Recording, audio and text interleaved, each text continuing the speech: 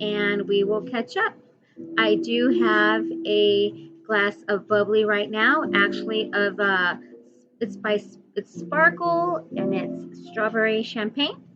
I was in the mood. It's like what they say, celebrate in advance. So this is my introduction to my podcast, introducing myself. I am Michelle Bordeaux, a woman who knew someday that I would end up connecting with people, to help just on certain subjects. And I guess my subject is, let me get started here. I am the publisher of this little pink booklet out and about. It's called Tales of the Tipsy Caregiver. It's a little teeny tiny slim version of a novel. It's 28 pages. I just needed to get something out there, folks. Like, I knew eventually I would get it out there to be on, a series, a movie. Ultimately, I know my goal is for it to be a Broadway play. I could see it. I could see the playbill, Tales of the Tipsy Caregiver, right? And for people to enjoy it. Anyways, so let me tell you how how that went.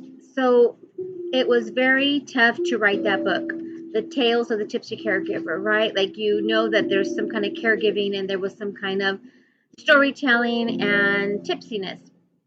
I will, go on with in my podcast on everything about my book, in addition to, I want to connect with people that were going through it. That's my whole goal.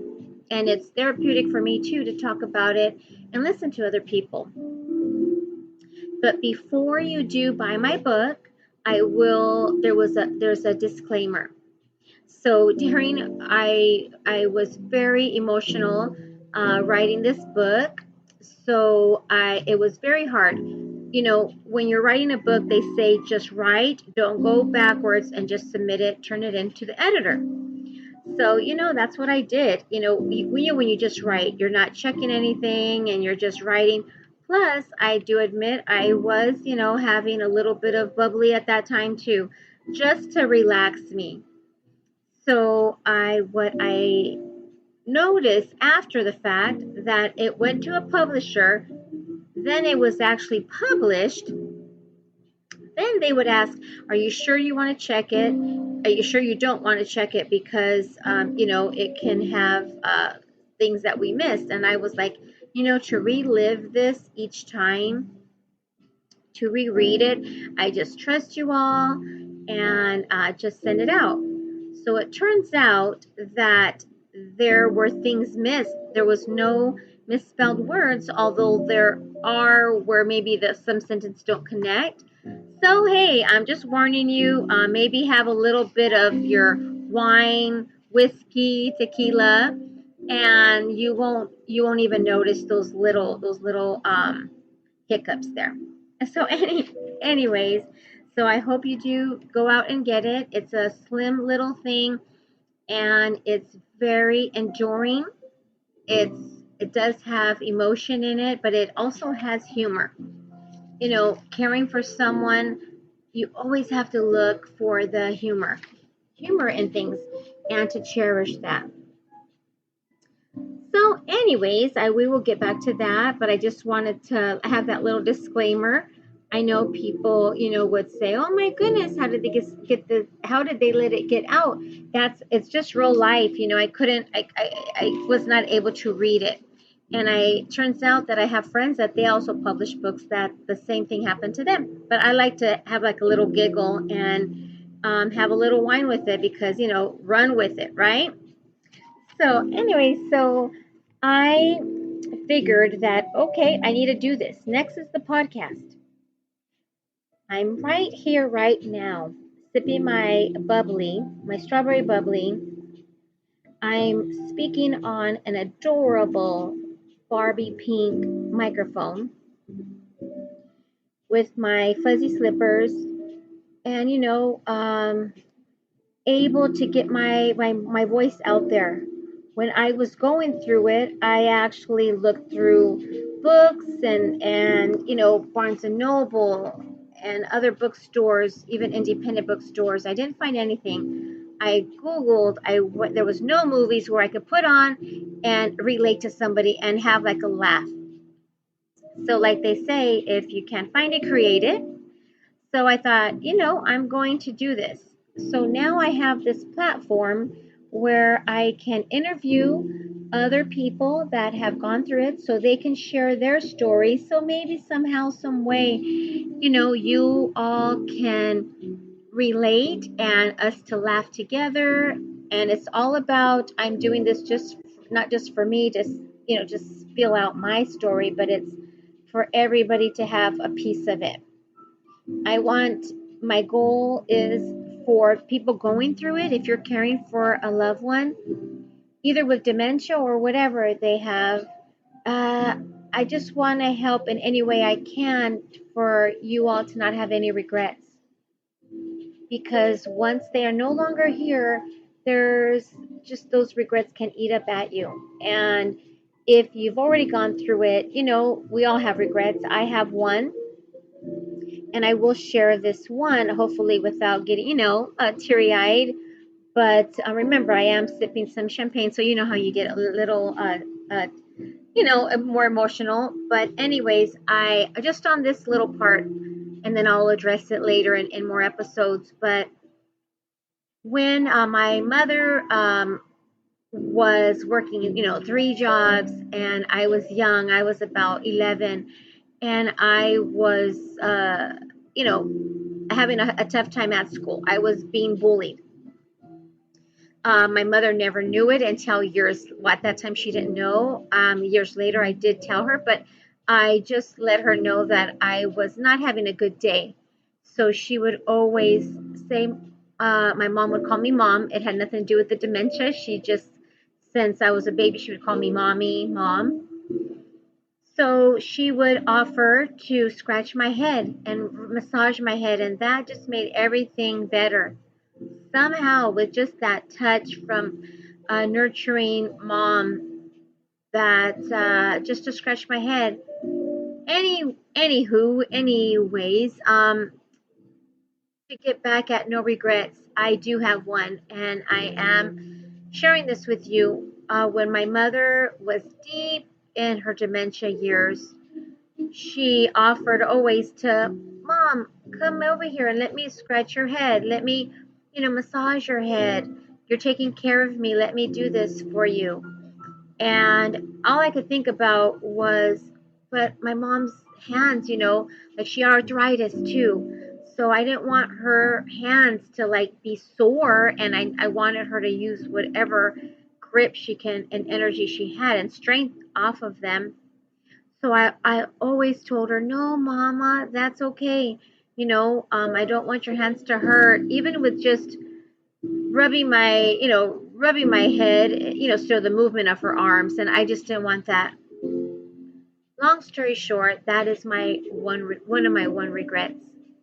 I wish that I would have allowed my mother to, caress my head once more. So that is just one of the stories. If you have something that you want to do with them, do it. If they want something to do with you, do it. That's just my example. And so it's all about just cherishing them. So I hope you have your drinks ready so we can cheers together. So I have mine. So cheers. And I always used to say with Mom, sip, sip. So sip, sip. I'm having mine right now.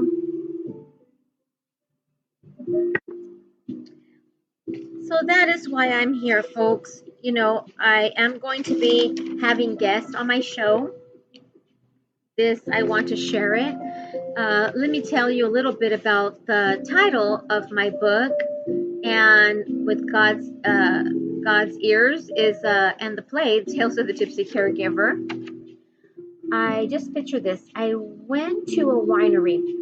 I was invited with my friends, And I'm a social butterfly, especially if you give me wine and I like it. I will just talk about it, and I have a passion for it. I was just so interested in the smell, the aroma of it, the taste, the color, the way it changes when you pair it with food. I hadn't even, thought about anything and going into the wine business at that time.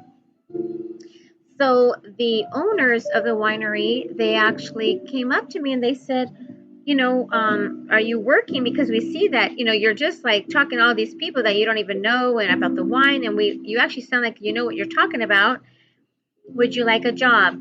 And the rest is history. I ended up getting into the wine business. So it's not that I was, tipsy while caring for my mother. No, I just want to clear that up. My mother, when I was drinking, she always had someone to care for her. And I'll get into that also in the next episode, who that person was caring for her while I needed my time.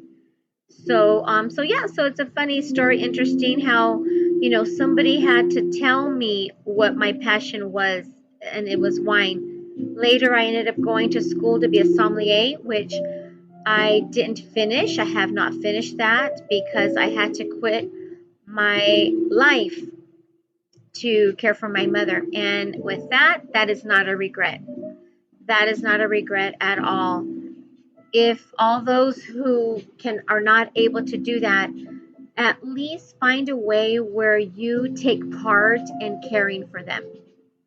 Because just look at it like this: the rest of your life, you're going to have to live with yourself after they are no longer here. My mother is no longer here. My mother, she actually passed on October 31st, 2017.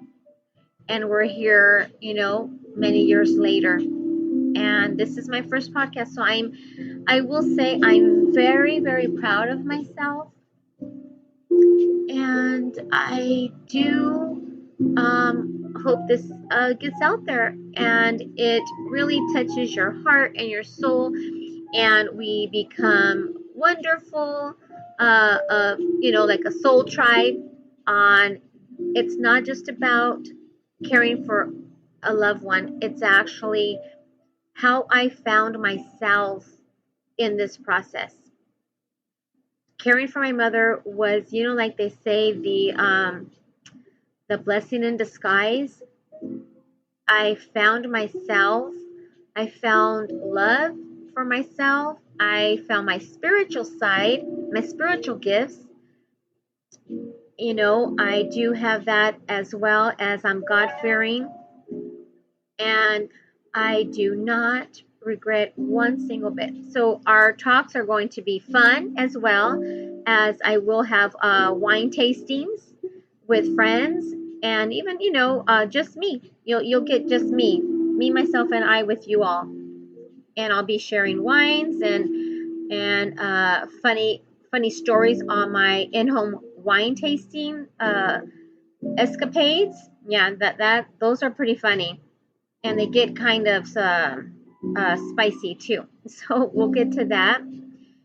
And this is going to be it for this one. So I really do hope that you do join me and being a part of my soul tribe. Again, it's Sip Sip, how I survived it. Cheers.